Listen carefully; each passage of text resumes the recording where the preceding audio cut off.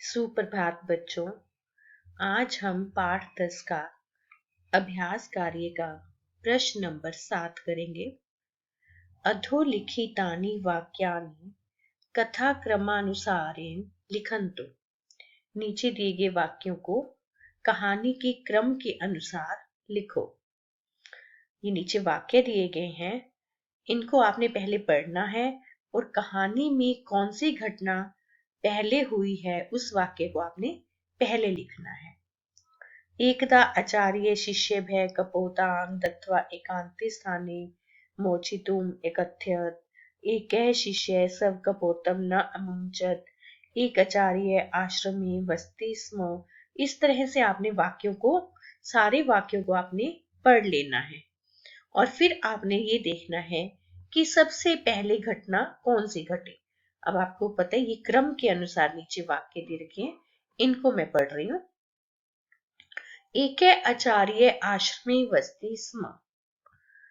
एक आचार्य आश्रम में रहता था। तेन सह शिष्य अपि वसन्ति स्म। उनके साथ शिष्य भी रहते थे। एकदा आचार्य शिष्येभ्यः कपोतां दत्त्वा एकान्ते स्थाने मोचित्वा एकथयत्। एक बार आचार्य ने शिष्यों को कबूतर को छोड़ने के लिए एकांत स्थान में छोड़ने के लिए कहा।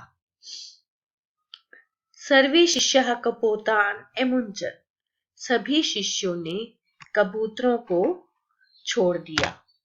एकः शिष्यः स्वकपोतं न अमुञ्चत्।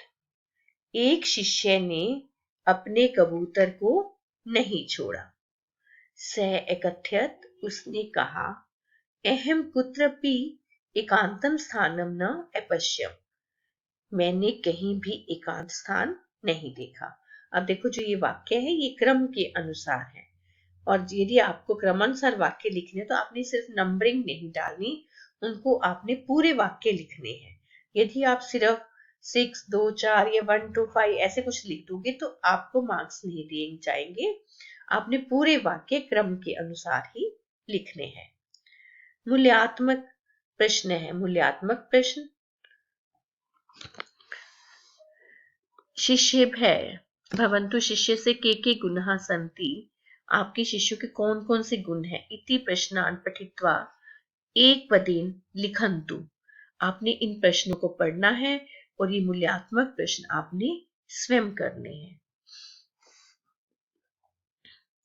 भवान भवती परिश्रमी अस्ति अथवा आलस्य। मैं इनकी हिंदी बता रही हूँ, उत्तर आपने अपने स्वयं लिखने हैं। आप परिश्रमी हैं अथवा आलसी। भवती या भवान विनयशील है, अस्ति अथवा क्रूर है। आप विनयशील हैं या फिर क्रूर हैं। विनयशील होते हैं जिनमें विनम्रता होती है, दया होती है, और क्रूर होते हैं जिनमें बहुत गुस्सा होता है। चिन्तयन्तु कक्षा पुस्तिकायां च लिखन्तु यत् योग्ये शिष्ये के गुणाः भवेयुः। सोचो और अपनी कक्षा पुस्तिका में लिखो कि योग्य शिष्य में कौन कौन से गुण होने चाहिए। ये आपने मूल्यात्मक प्रश्न करना है। गतिविधि कि शांचित प्रसिद्धानां शिष्यानां नामानि लिखितानि सन्ति ये विश्वे विख्याता अभवन्। तेषां गुरुनां नामानि लिखन्तु। कुछ प्रसिद्ध शिष्यों के नाम लिखे हुए हैं जो विश्व में प्रसिद्ध हुए हैं, उनके गुरुओं के नाम हैं, यहाँ लिखो। जैसे सचिन तेंदुलकर है और इनके गुरु हैं रमाकांत आचार्यकर। अर्जुन है द्रोणाचार्य। स्वामी दयानंद है विरजानंद दंडीश है। पंडित रविशंकर अलाउद्दीन, यहाँ पर अलाउद्दीन खान। चंद्रगुप्त है, चाणक्य है, विष्णुगुप्त कौटिल्य। सुशील कुमार है श्री सत्यपाल।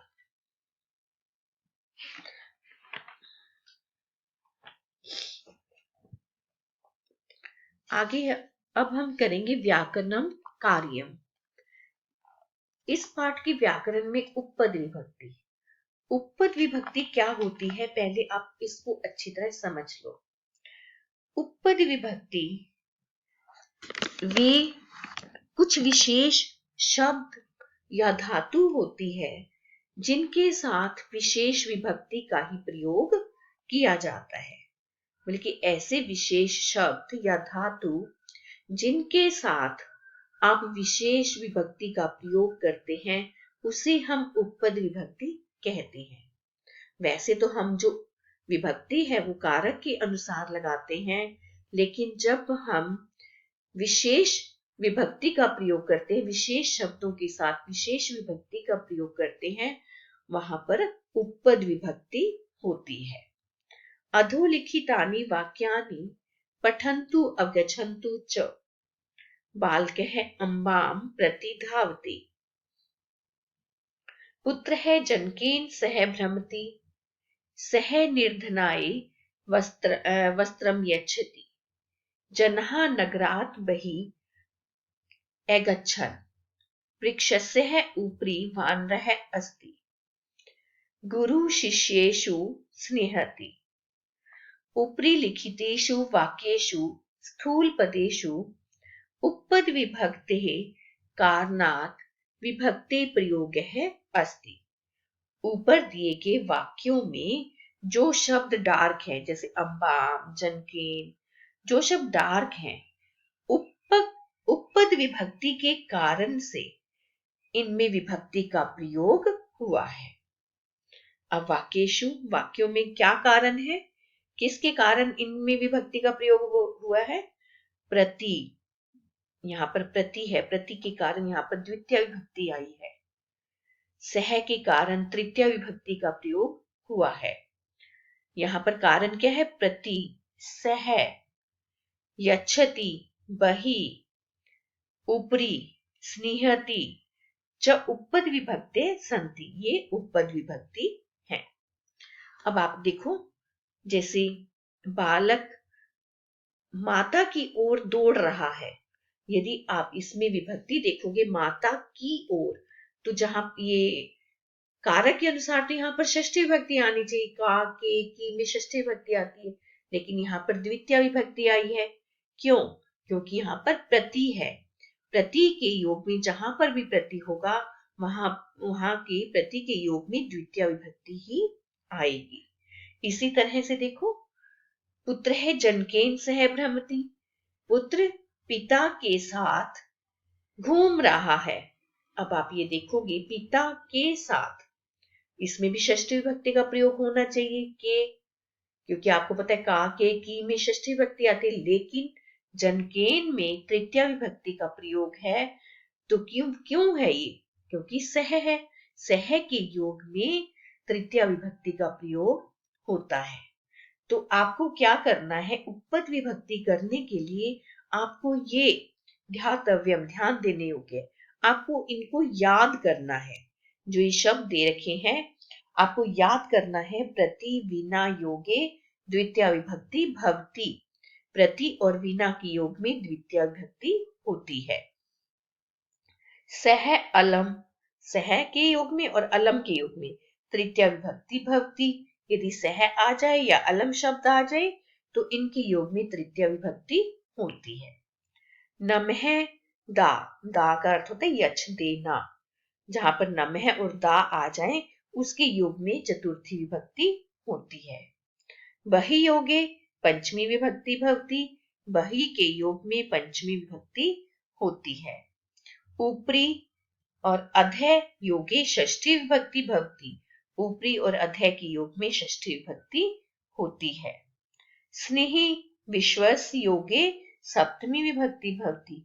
जहां पर स्नेही और विश्वस शब्द आ जाए उनके योग में सप्तमी विभक्ति होती है। तो उपपद विभक्ति करने के लिए आपको पहले इन शब्दों को याद करना जरूरी है। आप पहले इनको याद करोगे और फिर उसके बाद ये अभ्यास कार्य आपने करना है। कोष्ठकात् उचितम पदम चित्वा रिक्त स्थानानि पूरयन्तु। कोष्ठक से, ब्रैकेट से उचित शब्द देखकर रिक्त स्थान पूरा करो। पुत्र है डैश फलम यच्छति। अब यहाँ पर ऑप्शंस दे रखे हैं, अम्बाम और अम्बाई। अब आपको पता है यच्छति शब्द आ गया। यच्छति में दा धातु होती है तो इसके योग में आपको याद होना चाहिए कि चतुर्थी विभक्ति का प्रयोग होगा। देखो दा यच योगे चतुर्थी विभक्ति भवती, तो इसलिए यहाँ पर क्या आएगा, अंबाए। यहाँ पर अंबाम लिखोगे तो गलत है, तो क्या आएगा यहाँ पर अंबाए। सीता डैश सह वनम एगच्छत, सीता राम के साथ वन गई। अब यहाँ पर आपको पता है सह के योग में सहयोगे तृतीय विभक्ति भवती, सह के योग में तृतीय विभक्ति का प्रयोग होता है, इसलिए यहाँ पर रामात नहीं आएगा, रामेन आएगा। सीता रामेन सह वनम एगच्छत। इसी तरह से गुरु डैश बही एगच्छत, आपको पता है बही के योग में पंचमी विभक्ति का प्रयोग होता है, इसलिए यहाँ पर क्या आएगा, आश्रमात। माता बाल के स्नेहती, आपको ये याद होना चाहिए स्नेही के योग में सप्तमी विभक्ति का प्रयोग होता है, इसलिए यहाँ पर आएगा बाल के। विद्याम विना ज्ञानम न भवती, अब यहाँ पर विना के योग में द्वितीय विभक्ति का प्रयोग होता है, इसलिए यहाँ पर क्या आएगा, यहाँ पर विद्या। उदाहरणम दृष्ट्वा उचितम मेलनम कुर्वन्तु, उदाहरण को देखकर उचित मिलान करो। अब आपको ये यहाँ पता है प्रतियोगी तृतीय विभक्ति, बही योगे पंचमी विभक्ति, स्नेही योगे सप्तमी विभक्ति, अधय योगे षष्ठी विभक्ति, सह योगे तृतीय विभक्ति, नमः योगे चतुर्थी विभक्ति। उपपद विभक्ति में आपने इन शब्दों को याद करना है और उनके साथ कौन सी विभक्ति लगनी है ये याद करना है, और उसके बाद आपने ये अभ्यास कार्य करना है। धन्यवाद बच्चों।